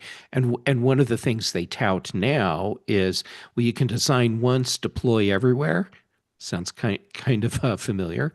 But at the same time, everything you were saying about people who are doing stuff for the web, there's so many other options and tools out there that people can turn to that will give them the product they want at a fraction of the cost of using Creative Cloud. Well, actually, I think, talking about the web, does anybody serious use those tools you're talking about? I mean, web development, it's done with React, it's done with Vue and Angular. Most of the edit, it's all, done in code, and, people aren't using Dreamweaver or, anything like that for any kind of serious production web work. That's just not even on the radar. It depends on who you talk to. Okay, so a lot of that can be just the front end part. Well, yes, React and all of that is the back end, and you can export so it interfaces. But the bigger thing that I'm seeing, I disagree. React is front end technology. But what Adobe's doing will tie into that. But what I'm seeing more is that more and more companies are relying on their CMS, like WordPress, and they're using to either Creative Cloud tools or other tools to create graphic elements that go into the website that's being designed, and it is no longer the primary tool for their web design, for their website creation. It's now just an element in making the pretty parts happen. But I would say that to create those graphic images, they don't have a big edge, and to make that kind of image, you could do that in Pixelmator Pro or with the Yes. Canva tools. Yeah. And Photoshop is not, where Photoshop and those tools is in the stuff that's designed for 4-color press printing. It doesn't buy you much for web production. Certainly not for the expense. To back up at least part of what you're saying, I stopped using Adobe's tools years ago when Affinity, when their tools, when their standalone apps were robust enough that I didn't need Photoshop or Illustrator, and so. And now I don't even have to pay for them. I downloaded the Affinity Combo app and started using it. I still have the standalone individual apps on my computer, but I haven't launched any of them since I downloaded Affinity. I'm set. I don't have to pay for the tools that I use professionally to create these things anymore. That should be a big concern for Adobe. I haven't used any Adobe stuff since they went to subscription. So that was what, 20, 25 years ago? I was just like, no, I'm out. Yeah, it's been a while. Yeah. And you're not alone. No. Yeah. Eric? Yeah, I was just going to say that, as soon as a company gets big enough and controls enough of the market, and starts to do things with subscription models and just run rate revenue and forgets about new users and individual users, they have a whole some of the most creative parts of their potential audience starts to look for workarounds and to go somewhere else. And like Google with Google searching, all of a sudden felt the need they had to do something else when everybody started doing searching using AI tools. Adobe, I think, is going to run into some of that same problem where people have a bunch of free tools they can download now or something else that is good enough to get the work done, and the Adobe tools are just too expensive and you're not required to use it. Now jump in with an AI tool, jump in with some like Affinity or one of the Apple downloads or something else, and you get tech schools trying to teach the graphic arts. Yep, if you're going to go out and do commercial work, you need to know the Adobe stuff. But if you're just trying to do something locally or for yourself or for a small business, there isn't the money in the budget to be buying those tools. So workarounds are definitely being looked at. And that's a big danger for somebody like Adobe, having a whole generation of people that have never used their product and never needed to. Yeah. Eric, you said they do the workarounds, which brings it back to Canva and Affinity, because Adobe is the workaround when it comes to collaboration. And there are other tools that you can get for a lot less that give you those elements that that Adobe isn't able to really provide the way customers want. No, there's also Figma. And there's Figma. Yep. So I guess to try to put a bow on this of some kind, Adobe has to figure out a reason and has to communicate that reason that you want to choose Adobe over some of the other options. And I don't know that right now. Before, it was real easy. I mean, it was Photoshop or you were playing with toys, I think was the message that I always took away until the toys started getting a lot better. But now there are no more toys. There are a lot of powerful tools out there, and Adobe needs to get a message out there as to why you need to pay for Creative Cloud, why you need their software. I think there's been pretty powerful tools for 20 years. I mean, really, Adobe is just like, well, if you're going to be doing something on a 4-color press, then you need Adobe's tool chain. And Or that's if you're probably making still a true. professional movie, or if you're doing professional audio editing. And granted, there are plenty of other tools out there now, but those I are don't think Adobe never owned those markets. And I don't think they do now. I would disagree with you on that. Mo- the the big name movies, the editing is all happening with Adobe tools, I and thought most Da of the Vinci had a audio. big chunk of that. They have a big chunk of that too. Yeah, Final Cut and And- Da Vinci, and there's some other things that are Well, coming along. I don't think Final Cut does anymore, but it did for a while. It still has its aficionados. Yeah, But I don't think 4-color press. That's you have to use Adobe products, and that's never been the case for movie production. You've always had choices of, basically Adobe's only had a monopoly on professional print production, and they're basically, it's like they're the mainframe of that business, and they're treating it like IBM did the mainframe market 40 years ago.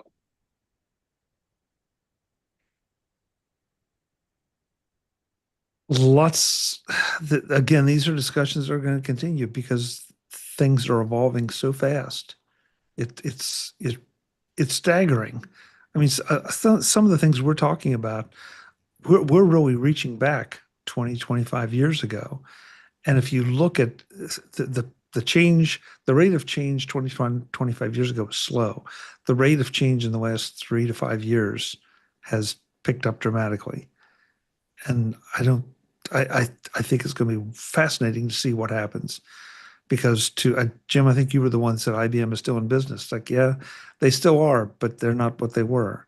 They let it slip away. It is still a large company. Oh, absolutely. Taking nothing away from where they are, but they had it wrapped up. Everybody thought, that they could never have happened to them. What happened to them? You can't get fired for buying Big Blue. Yeah. Yeah. And right now you can't get fired for purchasing Microsoft, even though you should be fired for purchasing Microsoft. And, you can't get fired for purchasing Adobe because there's still plenty of people that are thinking like it's the old days and we need those professional tools. Maybe not. Before we wrap up, guys, we were running a little long. Now we're running real long. One last thing I wanted to bring to everybody's attention. I don't know if you all have seen this yet or not. If not, go to YouTube. It is completely free. It is the full-length documentary. It's called The Thinking Game. And if you are interested in AI, and if you're still with us by this point in this discussion, I think you are, go and watch this. It is absolutely fascinating. It's about how a particular AI model was built and how it was taught to teach itself and ended up being able to solve the folding proteins problem. It absolutely is worth your time. Trust me, if you have interest in this. If there's some of you I know that are out there that are looking at this casually, you probably won't think so, but it is really interesting how they did it. So someone must like it. It's over 309 million views. Wow. Yeah. I'm not surprised, Dave. I hadn't even looked at that because it was recommended to me, and it's like, oh my, this is really good. I stayed up late last night watching it. I really didn't intend to, but it's like I want to see the end. I want to see what's next. So good stuff. Good find, guys. Thank you. We got through a lot of stuff. There were a few left on the table, but that's just the way it goes. Let's go around the room and find out where you can connect with all of our panel members when they're not here. And I'm going to flip it around here and go to Mr. Jeff Gammett first. I'm going to start at the bottom of my screen. Jeff, thank you for being here. Where can folks connect with you? Well, thank you for tolerating me. You, sir, are a saint. So for people that want to, it's true. There's no point in even trying to deny it. Anyhow, you can find me on the social medias as Jay Gammett, most active on Mastodon and PixelFed and Blue Sky. Then for shows, here on Tuesdays with you for MacVoices Live, Chuck. And then on Thursdays on Dave's In Touch with iOS. Dave, I've been going through withdrawal the past couple days because we haven't been like hanging out together. It's been kind of rough on me. Okay, British Tech Network. The Big Show and the Mac Show. Brent Chaffin and I do The Context Machine, and Patrice Brendamore and I do Retro Rewatch. Thank you, Jeff. Appreciate it. Jim Ray, thank you for being here as always and sharing your wisdom. Where can folks find you? I guess Mastodon. For OV Jim at techhub.social. Yeah, when Jim isn't hanging out at the printers, checking the proofs coming right off the press, he's on Mastodon. Jim, I love you. A couple of days ago, I announced on there that I was 25,000 days old on Sunday. That was cool. Oh, happy birthday! Happy 25,000. I don't know if that's a birthday, but Yeah. It's happy still being alive day. yeah. The fact that you even calculated that, Jim, just shows how much of a geek you really are. And you know how I calculated that? ChatGPT. Heck no. Panorama. Exactly. Panorama. Eating There his it own goes, dog 'cause food. I sent him a text message. Yeah. I actually looked it up a while ago, and I put it on my calendar. Like, note that on the 18th. That's good. That's good. I thought about having a party, but I just never mind. But Yeah. Do it. It's totally worth it. it's over now. It's gone. Well, Bixby, I could ask how many days old you are, and then the quote queen would probably shoot me. So I'm just I have no idea. I have Yes. no idea. So You want us to calculate it for you right quick? yeah, go right ahead. Yeah. So, Jim, get on that. Well, I yeah. need to know his birthday. Ah. But I'm not going to say it on here. Well, if I used it and calculated the number of days and said that, Yeah, they'd be able to it's- figure it out. Thanks, Marty. Well, okay. You want to know where to find me? I'll be at Jim Please, Ray's please, house. Webb. I'll be Yeah. at Jim Ray's house, hanging my head in shame for I never see mind. him. So, yeah. Where can we Over Over find and you? watch Webb? the Rams game. Yeah. How about them? Never mind. Every game that I wanted to win on Sunday and Saturday, all my teams lost. Okay. My team lost. Sorry, Dave. I was with you. We text back and forth. So anyway, so you want to find me? Like I always say, it's Webb Bixby, WBBIXBY. You can find that at all the socials, but I always talk about Blue Sky because Because I like the name. it's just like I like the Because name. I like Yeah. it. Yeah, I like the name. So hold on. You go ahead and talk amongst yourselves. I'm finding out how many days old I am. I'm going to interject here. If you saw a look of panic on my face a few seconds ago, my monitor went completely dark. Everything was gone. I have no idea what was happening, and then everything came right back. So figure it out. I just assumed it was something I said. Well, that's a fair assumption, Jeff, but no, Right? not this time anyway. Marty I'm on Gensius. it. Go ahead. Well, yeah, Marty Gensius, where can we find you? And thank you for being here. Thanks for having me. This cheered up my day, being around with you guys. Find me Monday nights on Vision Profiles, 9 p.m. Eastern Time with Dave and Eric. Tuesdays here with you, Chuck, and the group. It's really lots of fun. Thursdays with In Touch with iOS. Fridays with the Mac Show. And all the other projects I'm involved in, you can find at thepodtalk.net, the website, thepodtalk.net. I found out that I am 24,899 days old. And my next milestone coming up is 24942, which is a palindrome in numbers. Hey, Marty, Yeah. you're an old man. Yeah. Yeah. And I'm good with it. I am really good with it. It's great. You're older than I You am. can- Yeah.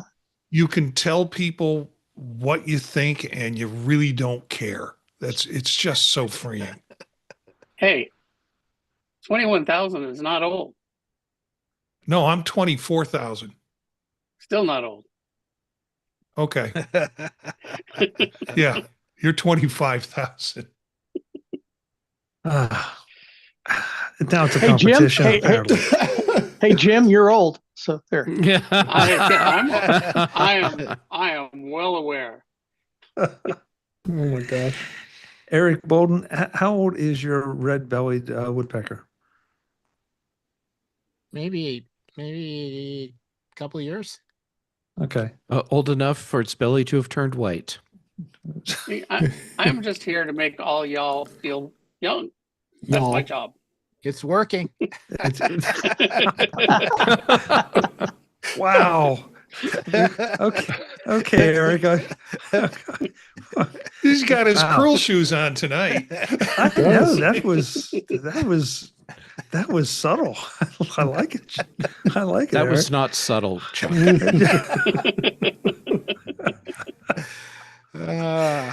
Where can we find you, Eric, when you're not here telling Jim that he's old? I didn't say that. I said that I was young. That's different. And since I had a whole string of young people tell me that I wasn't, it was, a nice change. I can be found on Mastodon, EABOLDEN at mas.to or techhub.social. Otherwise, on Tuesday, Monday nights, I can be found on Vision Profiles with Marty and David. Tuesday nights here with everybody on MacVoices Live. And Thursdays on In Touch with iOS, kind of progressing through all of the different OSs and rounding out the week with everything that's come up. So hit them all. It's fun. Great. Thank you, Eric. Really appreciate it. Really appreciate it. Last but not least, the man in the orange shirt, David Ginsburg. David, thank you It's for peach. being here. It It's is peach? kind of a peach. It's kind of a peach orange. Yeah. I don't know. On my screen, it's orange. Yeah, it's orange. Well, I'm now looking we at- know that we need to go do some color management on Chuck's display. No, it looks in Zoom. It looks a little more on the peach side too. Yeah. Well, this display just winked out on me, so it may be gone next week. I don't know. Uh-oh. Yeah. Dave, where can folks find you? Well, you can find me at In Touch with iOS, intouchwithIOS.com. The YouTube channel is youtube.com/intouchwithios.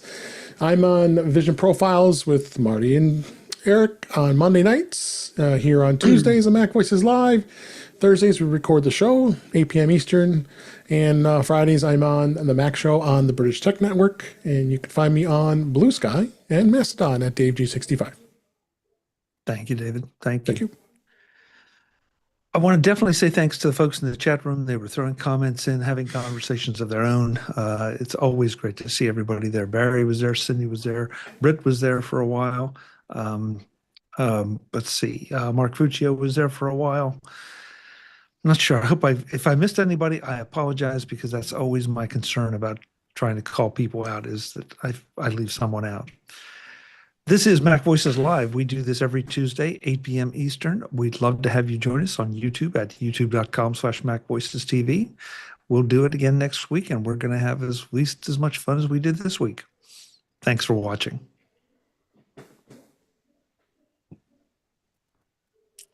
Okay, guys, that was interesting. That's all you say? Interesting? Oh, So Are you still what show there? did we just do?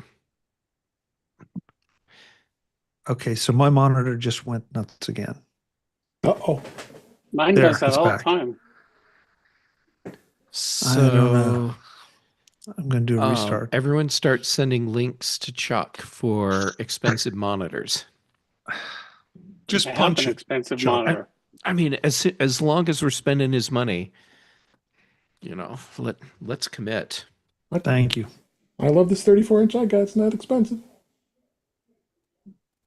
Ever since I got the M4 MacBook, 2 or 3 times a day, the monitor will just go black for like 1.5 seconds. Then it comes back. So I've just gotten used to it. It's like, oh, I get a micro break. Are you using DisplayPort? Yes. And that, I believe, is why I had to mess with it, because originally it would do it like every 10 seconds. So now I've got it down to like only every couple hours. No. Yeah. So I was asking because I'm trying to track down some other issues on my computer, and one of the things that started popping up was, hey, if people are using DisplayPort with their monitor, then that's a problem. I'm not, but I was just curious if it was a thing that affected you. So based on my one data point, I will declare that the DisplayPort problem is real and serious. Oh, I Ruh-roh. hope I don't get it. So far, it's been good. I haven't. This is the first time that's ever happened to me. And that now it's happened 3 or 4 times here in the last 20 minutes. Which monitor do you have? What is this? This is a Dell 27. Mine's a Dell 32. Mine's a Dell 34. Yeah. Dell can't do computers well, but they can do monitors quite nicely. Oh, I'm loving this monitor. Yeah. So is Dell still sourcing their display panels through the same company that Apple uses?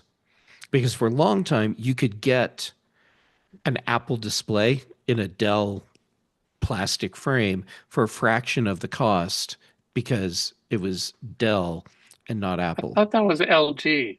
Yeah, I thought they were doing LG. Okay, so the LG thing so the Dell thing is older. Right. I don't. Okay. Yeah, because for a long time it was Dell displays, and I mean that Apple version definitely looked prettier on the outside, but the part you looked at for the image, it was like literally the same component. Yeah, the panel. Yeah. Yeah, the panel itself. I've got a curved display, so not an Apple product. Yeah. Same. Well, I also have dual Dell 27s. So I'd change them if I needed to, but they work just fine. So there's the only thing that I wish Apple supported. You were talking about just what was it? Display Link, is that what it's called? DisplayPort. Yeah. DisplayPort. That Apple does not support daisy chaining DisplayPort. So the Dell displays support it, but the Apple OS does not. So I have to have each monitor individually plugged in, where you could just plug one in and then daisy chain the second monitor to the first one. So You can do. I believe you we can call do that a first world problem. yeah. Or if you have a dock that has it. You can do that with Thunderbolt displays, Yeah. Oh, yeah. but I don't know that you can do. Yeah, but you're not. But you're doing that through Thunderbolt displays. You're right. This But, one's Yeah, but Thunderbolt. I've got a Thunderbolt to DisplayPort cable. Yeah. Oh, Yeah, but But that's I'm talking gotta about be you have two displays and you can't daisy chain them. I Through also need to DisplayPort. buy a new desk. Yeah. My oldest monitor, I guess my oldest monitor that I have is a Dell 32-inch. And it's got highest resolution is 1900 by Oof. 1920 by 1080. 1900 by 2080. And its input is a VGA connector. It was from Wow. 2017. Oh, those were the days. 2017. It's where, like, when I'm working on a document where I need to kind of magnify it. I'll move it over there and it'll be nice and clear. There's part of me that's like, I wish you would die because I'd love to have a new monitor, but it just doesn't die and it works consistently. Do you know The about trouble- the accessibility trick where you can hold down the control key and then scroll and it zooms in? Yeah. But I keep why don't documents you just static do that? because I don't work like you. Well, there's your problem. Yeah. You should- Yeah. you should- Jim's getting feisty it's tonight. not there. I've Not I've there's my had, problem. all these years of experience to Hey, let's watch the old men fight. Come on. Yeah, I need some popcorn. The oldest men fight is what you're about to say.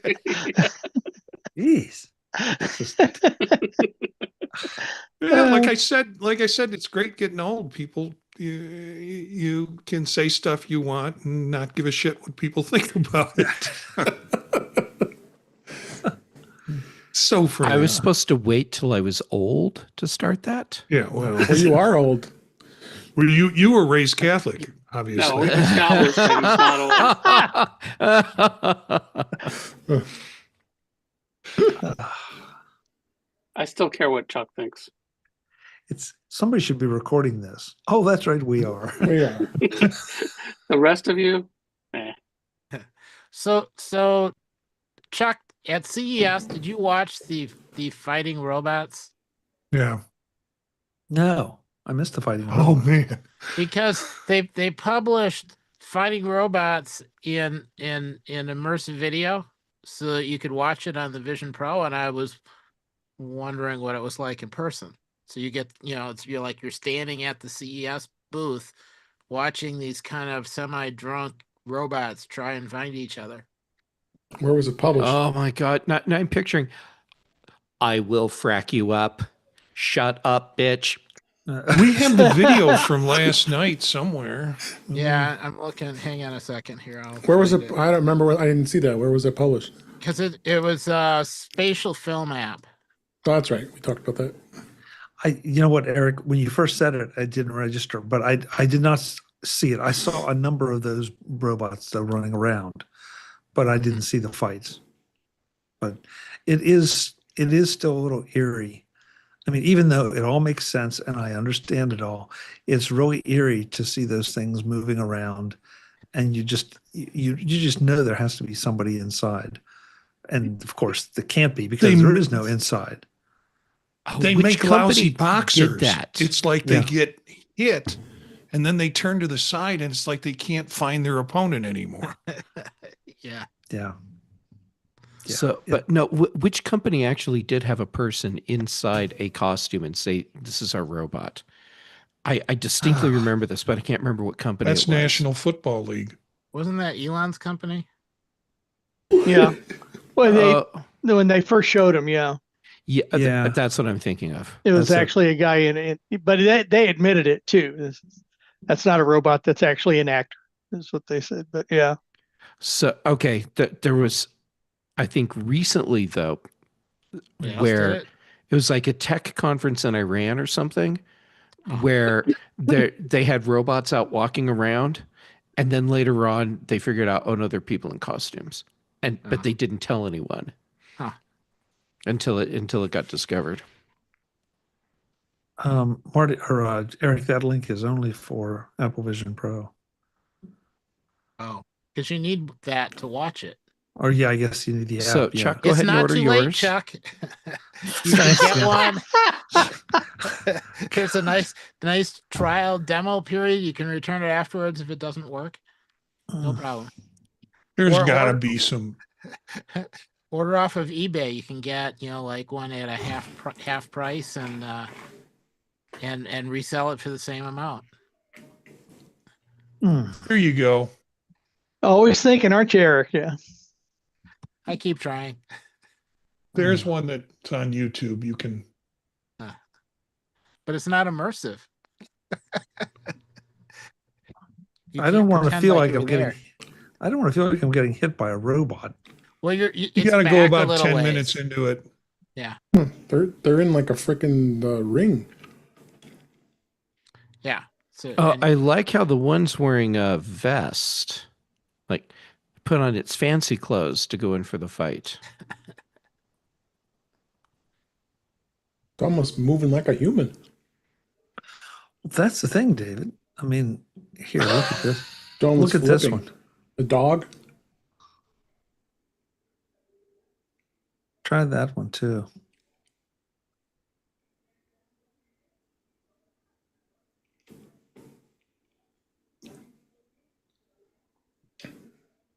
Not as big of a How crowd long can watching these as I thought. robots run? I mean, there's not a lot of space there for a Oh, battery. we got human versus robot ping pong. Yeah. isn't it like 10 to 30 minutes? Oh, there's a guy kicking about. And Well, They're out. this ping pong guy has a big, So, giant thing. Chuck, the video that you shared with this guy that doesn't even know how to throw a punch. Yeah, well, I It would looks like like to he- see. I would like to see the robot use its leg and kick him right in the jewels. Right? Have you seen the video of the guy that had the robot that was mimicking all his moves because he's wearing like a mocap suit? And he does a kick thing, and the robot had moved around. So when it did the kick thing, it totally got him right in the jewels. And then he falls down. He's on the floor, holding his crotch. And the robot gets down on the floor and holds its crotch because it's, still Yeah, linked still to him. connected. That was I love how classic. then the dog's walking past them while they're fighting. I love how there's these missed punches. Ooh. but the one I think, I'm not sure now. I think it was Marty that threw it in, showing the robot tumbling. Yeah. I mean, it's just eerie because it looks just like a human. The moves you would make. The fight I'm watching right now doesn't look as realistic. They're doing the leg Are kicks these things and- autonomous, or is somebody operating them?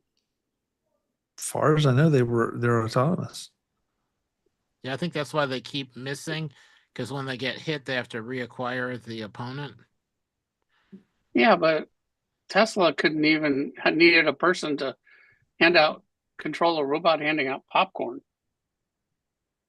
Yeah, but how long ago was that, Jim? I mean, that's kind of the point. Last here is- summer, Yeah, It wasn't that the- long when the ago. Tesla diner opened, Yeah. yeah. This that's stuff not is that just long ago. this stuff is moving so fast. But like the robot dogs, those have been out for almost a year, maybe even longer than that. They've been running around for quite a while, and they've gotten much better. I just paid a $689 vet bill for the shots. Well, For your That's robot maybe- dog? You tenth can of the thank way to a private dog. equity. Yeah. Think about the robot you could have bought for that much. You could get, maybe a tail or a leg. Certainly a backup battery. I'm sorry, my dog will not walk around on its forepaws with its butt up in the air. Hopefully Well- not. That's usually a problem. So people in the comments are saying it's teleoperated.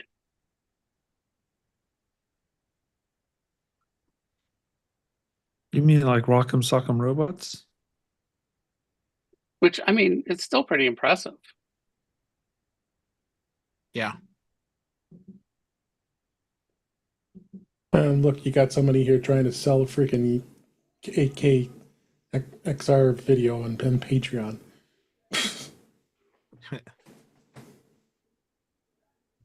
Oh, it's the actual. They've been doing that for a while, though, because that was one of the ways that they were paying for movie development. I think there's a bunch of people doing that. Well, it's actually the YouTuber that's doing it.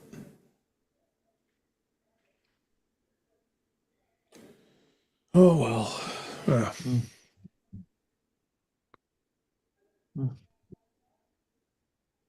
Well, guys, it was a good discussion. I thank you.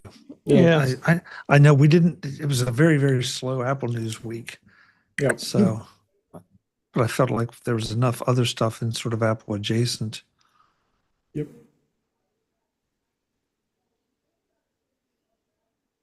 Chuck, I'm looking at cups for you. So Insulated. yeah. Well, I mean, it is winter. Got to keep everything warm. I knew you were going to go there. Yeah. That's what we That were kind talking of- about, that right? kind of cup. You know, he wants to get him a mug. Gosh. Up. Oh, sorry. Mm. I was still thinking about the robots. Yeah. Unboxing. Yeah. Yeah. For Chuck, it would have to be a tumbler, not a cup. Oh my God. I think on that note, Is that a comment? No, never mind. I don't want That was a compliment, Chuck, believe it or not. I wasn't sure what it was referring to. Well, at least you didn't say you needed a sippy cup. Eric's on the floor now. We're not live anymore, are we? Yeah, we are. Yes, of course. Yeah. Eric's losing it.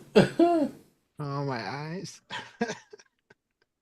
Uh, I might have to go. yeah, Is your mom calling you? I Gotta go.